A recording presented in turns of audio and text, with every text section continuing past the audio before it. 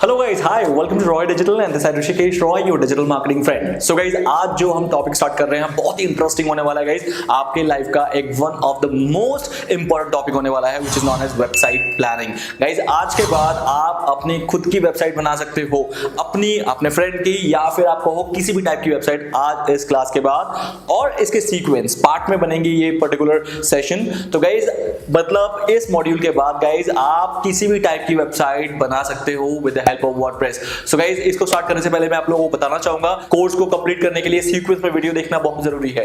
तो गाइस, आइए चलिए शुरू करते हैं। तो आज मैं आप लोगों से जो शेयर करने वाला हूं वो है website planning. Guys, website planning क्या होता है? वेबसाइट प्लानिंग मतलब किसी भी वेबसाइट को बनाने से पहले उसकी प्लानिंग की जाती है और उस प्लानिंग के अकॉर्डिंग ही फिर आप अपनी वेबसाइट को क्रिएट करना शुरू करते हो। Now let's talk about guys, website बनाने के लिए आपको किस किस चीजों की रिक्वायरमेंट होती है। नंबर 1, सबसे पहले गाइस आपको एक डोमेन नेम चाहिए होगा। Now what is domain name is, उस पर थोड़ी चर्चा कर लेते हैं। गाइस, डोमेन नेम होता है किसी भी वेबसाइट का एड्रेस, एक काइंड ऑफ वेब एड्रेस जिसके थ्रू आपकी वेबसाइट पे कोई आएगा। अगर आपकी वेबसाइट का कोई भी डोमेन नेम नहीं है तो nobody can land on your website, because उसको पता ही नहीं चलेगा, उसको एड्रेस ही नहीं मिलेगा कि किस तरीके से आपकी वेबसाइट में आया जाए। तो डोमेन नेम आपकी वेबसाइट का एक यूनिक एड्रेस होता है। डोमेन नेम इस वर्ल्ड में यूनिक होना चाहिए और होता है। मतलब आप जो भी डोमेन नेम रख रहे हो, फॉर एग्जांपल मैं flipkart.com हूं, तो flipkart.com एक लौता डोमेन है इस पूरे वर्ल्ड में, उसका कोई भी रेप्लिका नहीं हो सकता। जैसे फोन नंबर, एक फोन नंबर कभी भी रेप्लिका नहीं हो सकता, लेकिन द सेम वे आपका एक डोमेन नेम भी रेप्लिका नहीं हो सकता है। तो इसलिए आपको एक डोमेन नेम जल्दी से सोचना है कि आप अपनी वेबसाइट का क्या डोमेन नेम रखोगे। अगर आपके पास ऑलरेडी डोमेन नेम है तो कोई प्रॉब्लम नहीं है गाइज। अगर आप फर्स्ट टाइम किसी वेबसाइट को बनाने के लिए बढ़ रहे हो तो गाइज आपको मैं कुछ हिंट देना चाहता हूं। नंबर 1 गाइज, एक वेबसाइट का जो डोमेन नेम होना चाहिए वो बहुत सिंपल होना चाहिए। Try to get a domain name under 15 characters. Characters का मतलब होता है ABCDEF। इस तरह से 15 कैरेक्टर से ज्यादा आपका डोमेन नेम ना हो, इसका ध्यान रखना। सेकंड इंपॉर्टेंट थिंग इज कि आपका डोमेन नेम में आपके इंडस्ट्री का टर्म आना चाहिए कि आपके इंडस्ट्री में क्या है। लाइक फॉर एग्जांपल मेरी डिजिटल मार्केटिंग इंडस्ट्री है तो मेरा जो डोमेन नेम है उसमें मैंने डिजिटल जरूर रखा है।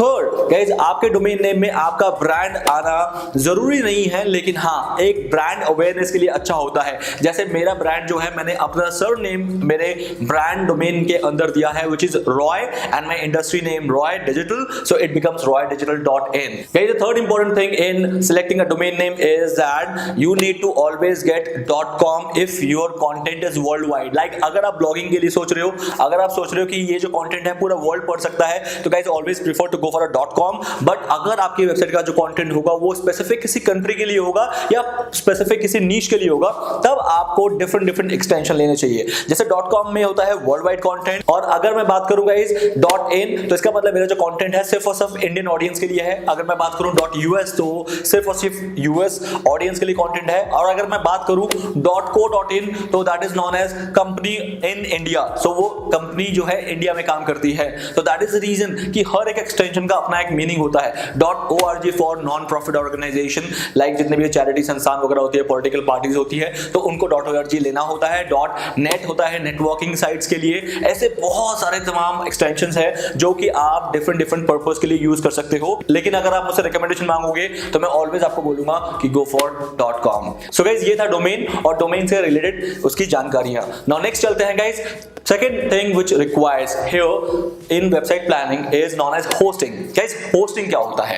Hosting होता है जैसे हमारे पास हमारे मोबाइल के अंदर मेमोरी होती है जिसके अंदर हम songs, videos, images, pics, messages सब स्टोर होता है। तो इसका मतलब स्टोर करने के लिए हमारी फोन में एक मेमोरी होना जरूरी है। सेम वे गाइस, हमारी वेबसाइट में भी बहुत सारे इमेजेस होंगे, बहुत सारा टेक्स्ट होगा और बहुत सारा काइंड ऑफ डेटा होगा जिसको मुझे स्टोर करना है। अब वो स्टोर करने के लिए ऑफ कोर्स आप अपने लैपटॉप में स्टोर कर सकते हो। अगर लैपटॉप में स्टोर करोगे so nobody is going to see your website. Why? Because आपका लैपटॉप जो है वो प्राइवेट है। तो हमें क्या करना होता है गाइस, हमें स्टोर करना है अपनी वेबसाइट का data, but to a cloud server, to a server जहां से लोग इजीली मेरी वेबसाइट के फाइल्स को एक्सेस कर पाए। एग्जांपल लेके बात करता हूं गाइस, आप जब भी आप गूगल क्रोम में जाते हो तब आप वहां पर एड्रेस बार में अगर flipkart.com लिखते हो तो आपने नोटिस किया होगा कि फ्लिपकार्ट की वेबसाइट जो है आपके सामने खुल के आ जाती है। तो गाइस वो इसीलिए खुल के आती है क्योंकि फ्लिपकार्ट की जो वेबसाइट है वो होस्ट है किसी ऐसी जगह पे जो कि पब्लिक एक्सेस कर सकते हैं। So guys that is the reason कि हमें डोमेन के साथ होस्टिंग चाहिए होती है, क्योंकि हमारी वेबसाइट का जो पूरा डेटा होगा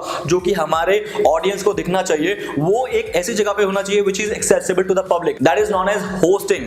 होस्टिंग सर्वर, तो होस्टिंग सर्वर के डिफरेंट टाइप्स होते हैं guys. There are shared hosting, there are dedicated hosting, there are VPS which is known as virtual private server। तो ये डिफरेंट होस्टिंग होते हैं according to the need and according to the requirement. अब बात करते हैं guys shared hosting. Shared hosting वो hosting होता है जिसमें एक ही सर्वर, मतलब वो पूरा एक कैबिनेट होता है जिसके अंदर एक ही सर्वर काउंट होता है, उसका IP एड्रेस वगैरह एक ही होता है। उसमें क्या होता है, मल्टीपल साइट्स रन होते हैं। जैसे फॉर एग्जांपल मैंने अगर एक शेयर्ड होस्टिंग लिया है तो उसी सर्वर पे मेरी साइट भी चलेगी और उसी साइट पे मल्टीपल और भी साइट्स चलेंगी। That is known as shared hosting, जैसे कि नाम से पता लग रहा है। डेडिकेटेड होस्टिंग होता है गाइस जिसमें मैं खुद अपने होस्टिंग को अपने प्रेमिसेस में सेटअप करता हूं। एग्जांपल गाइस, मेरी साइट बहुत बड़ी है और मैं नहीं चाहता कि मैं अपने साइट के साथ किसी भी तरह का कॉम्प्रोमाइज करूं, चाहे उसका लोडिंग स्पीड हो, चाहे उसकी सिक्योरिटी हो, चाहे उसका डेटा हो, कुछ भी हो। I don't want to compromise it with by sharing with some other multiple websites. So उस केस में मैं क्या करता हूं, मैं अपने प्रेमिसेस में, because I am a very big company guys, costly होता है डेडिकेटेड सर्वर होस्टिंग का maintenance. That is the reason कि सिर्फ बड़ी कंपनीज इसको करती हैं। तो मैं क्या करता हूं, मैं अपने प्रेमिसेस में, अपनी कंपनी के प्रेमिसेस में, अपने ऑफिस के अंदर मैं उसका एक सेटअप करता हूं, जिससे क्या होता है मैं एक डेडिकेटेड होस्टिंग खुद ही बना लेता हूं। गाइस उसमें क्या होता है, मेरा सारा डेटा मैं खुद के सर्वर पर रखता हूं जो कि किसी के साथ शेयर्ड नहीं है। तो सिक्योरिटी, लोडिंग स्पीड, इन सब का कोई भी टेंशन नहीं रह जाता। अब आता है virtual private server. Guys virtual private server इन दोनों का ऑप्टिमाइज्ड वे है। मतलब मैं एक बड़ी साइट तो हूं, लेकिन इतनी बड़ी साइट नहीं हूं कि मैं खुद का सर्वर इंस्टॉल करके उसको मेंटेन करूं और मुझे शेयर्ड भी नहीं करना है अपना जो होस्टिंग है मल्टीपल अदर साइट्स के साथ। क्यों? क्योंकि मेरा डेटा प्रीशियस है, मेरी सिक्योरिटी प्रीशियस है। मेरे साइट में बहुत लोग अपना फॉर्म फिल करते हैं, मेरे साइट में ट्रांजैक्शंस होते हैं और मुझे अपनी साइट का लोड स्पीड भी बहुत अच्छा रखना है, मतलब जल्दी लोड हो। तो इसीलिए मैं एक मिड वे लेता हूं, that is known as virtual private server. Guys no installation का खर्चा।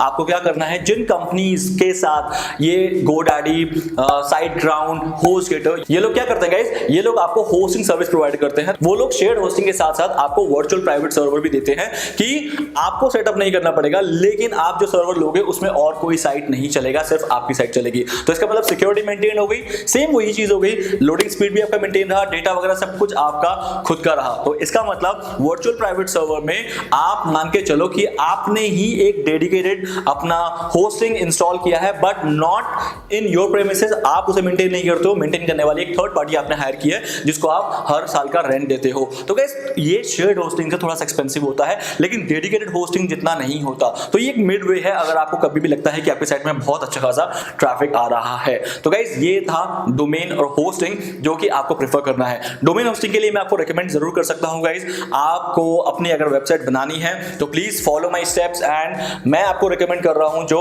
वो खुद मैं यूज करता हूं और मैं कोशिश करूंगा कि मैं जो खुद यूज करता हूं, क्योंकि after so long years of experience I have मैंने बहुत सारे होस्टिंग सर्विसेज को मैंने यूज किया है, चाहे वो HostGator हो, चाहे वो GoDaddy हो, चाहे वो A2 होस्टिंग हो, चाहे वो iPage होस्टिंग हो, चाहे एटसेट्रा एटसेट्रा। गाइस सबसे बेस्ट मुझे SiteGround का लगा है अभी तक, क्योंकि SiteGround होस्टिंग में एक बंडल आता है जिसमें सिक्योरिटी पैकेज है, जिसमें लोडिंग स्पीड का पैकेज है, जिसके अंदर आप अनलिमिटेड वेबसाइट होस्ट कर सकते हो। तो ये सारी चीजें पॉसिबल है। तो मुझे SiteGround की होस्टिंग ओवरऑल सबसे बेस्ट लगी। नाउ अब मैं बात करता हूँ गाइस, एक वेबसाइट के अंदर मिनिमम 1 पेज होना जरूरी है। तो हमें वेबसाइट के अंदर पेजेस बनाने हैं बहुत सारे। अब पेजेस कौन से बनाने हैं ये कैसे डिसाइड होगा? पेजेस के लिए आपको क्या करना है गाइस, आपको 3 मेजर ऐसी वेबसाइट में जाना है जो कि आपके ही कंपैटिटर हो।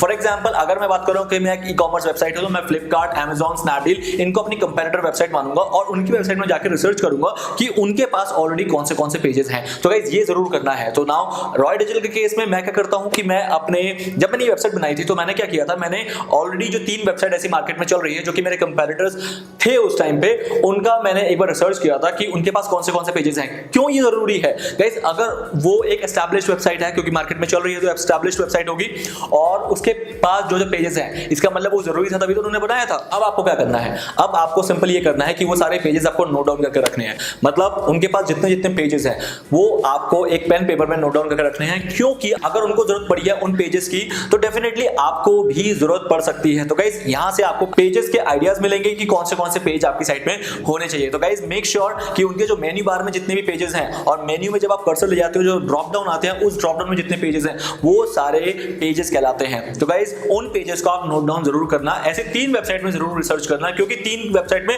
अलग अलग चीजें भी आपको मिलेंगी। जो एक वेबसाइट में नहीं था वो सेकंड में मिलेगा, जो सेकंड में था वो थर्ड में मिलेगा, और जो थर्ड में नहीं है वो शायद इन दोनों में से किसी में मिल जाए। तो गाइस इसीलिए हमें रिसर्च करना जरूरी है, और मिनिमम एक पेज होना, विदाउट उसके तो कोई भी वेबसाइट बन ही नहीं सकती। और मैक्सिमम आप जितना मर्जी बनाओ according to the need of your website and business. So guys इसीलिए हमें वेबसाइट में पेजेस की जरूरत पड़ती है, क्योंकि वेबसाइट पेजेस बिना बनता ही नहीं है। तो गाइस आपके पास मिनिमम 15 पेजेस होने चाहिए इस तरीके से, जो कि एक नॉर्मल वेबसाइट के लिए रिक्वायरमेंट होती है। अब कुछ पेजेस जो हैं वो लीगली हमें रिक्वायर्ड होती है, like terms and services, legal policies या प्राइवेसी पॉलिसीज। ये कुछ मैंडेटरी पेजेस हैं जो आपको देने हैं, और वो privacy policy, terms and condition आपको खुद लिखनी है, लिखवाने हैं, जो भी करो, लेकिन वो पेजेस जो होते हैं वो मैंडेटरी होते हैं काइंड ऑफ लीगल प्रोसेस के लिए। तो इसलिए मैंने कहा है गाइस वो पेजेस भी देख लेना कि आपके कंपैटिटर्स ने किस टाइप के लीगल पॉलिसीज या टर्म्स एंड कंडीशन मेंशन की है अपनी वेबसाइट के अंदर, उसको भी आपको कॉपी करना है। बट उसे कॉपी करके कहीं पेस्ट मत कर देना अपनी वेबसाइट में, वो आप प्रॉब्लम में फंस जाओगे। क्योंकि अगर किसी ने पढ़ना स्टार्ट किया और उसने देखा कि ये तो किसी और की वेबसाइट का टर्म्स एंड कंडीशन है, तो वहां पर एक थोड़ा सा रेपुटेशन इशू आ जाता है। पर पब्लिश मत करना,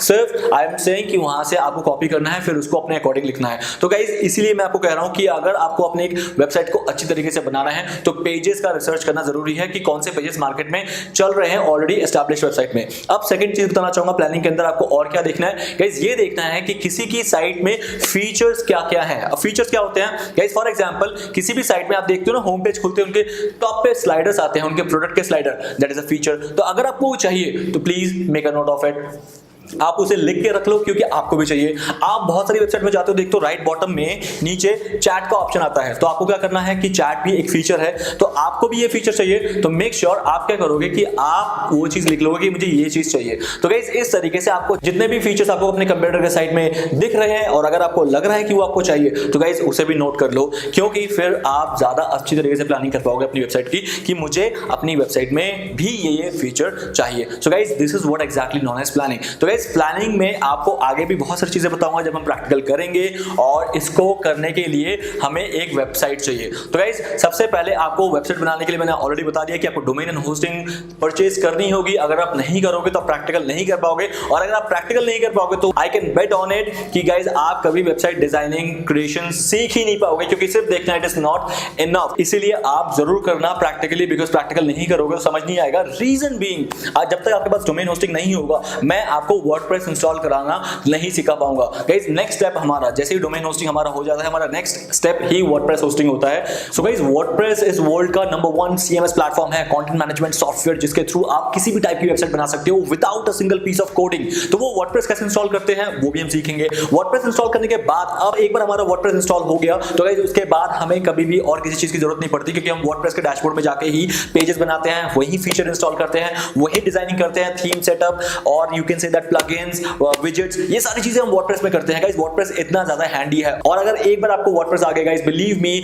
आप कल की डेट में फेसबुक जैसी वेबसाइट भी वर्डप्रेस के अंदर ही बना दोगे, वो भी without coding. And I am true on this guys. अगर आपको लग रहा है कि नहीं ये पॉसिबल नहीं है, तो guys I am telling you कि हाँ ये पॉसिबल है, बट उसके लिए आपको कितना नॉलेज है वर्डप्रेस का, कितना इन डेप्थ आपने रिसर्च किया है, कितना इन डेप्थ आपने प्रैक्टिस किया है, उस पर डिपेंड करेगा कि आप वर्डप्रेस कितना अच्छा चला पाओगे। Guys I am telling you, आज इसी मॉड्यूल से अगर आप चाहते हो तो आप अर्निंग स्टार्ट कर सकते हो। कैसे? क्योंकि फ्रीलांसिंग प्रोजेक्ट्स आपको बहुत सारे मिल जाएंगे। जैसे ही आपने सीख लिया कि वेबसाइट कैसे बनाते हैं, तो मार्केट में पता आपको कितनी डिमांड है वेबसाइट बनाने के लिए, और प्लस उसके लिए फ्रीलांसर्स की कितनी डिमांड होती है। तो गाइस आज से ही आपका जो करियर है डिजिटल मार्केटिंग में अर्निंग पॉइंट ऑफ व्यू से वो स्टार्ट हो जाएगा, क्योंकि मैंने भी अपनी लाइफ का करियर यहीं से स्टार्ट किया था। I used to create a lot of website for my friends, for my family members, और यू कैन से दैट फिर मैंने धीरे-धीरे लोगों को अप्रोच करना शुरू किया, जिनकी कंपनीज थी या फिर जिनके शॉप से, शोरूम से, उनको अप्रोच करना शुरू किया, और उनको बोला कि सर आपने वेबसाइट बनाया है, तो वो कहते नहीं, मैं कहा करता था कि सर मैं वेबसाइट बना के दूंगा आपका, और मैं आपको इतना चार्ज करूंगा। तो उनको लगता था वाओ यार, इतने कम प्राइस में वेबसाइट बन रहा है, तो ठीक है इनको दे दो, क्योंकि हमारी एक वेबसाइट बन जाएगी।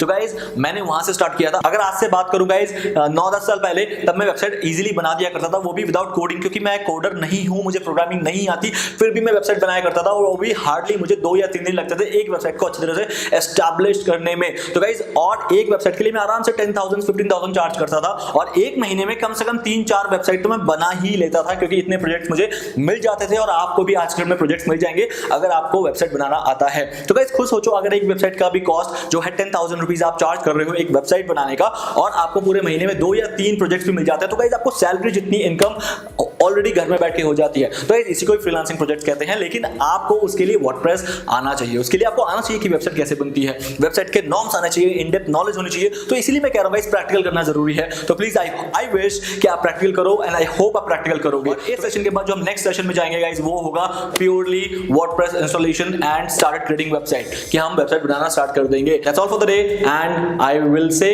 Best of luck to your career, because आज इस मॉड्यूल के बाद आप इजीली फ्रीलांसिंग प्रोजेक्ट्स तो एटलीस्ट स्टार्ट कर सकते हो। So guys, till then have a nice day, bye bye.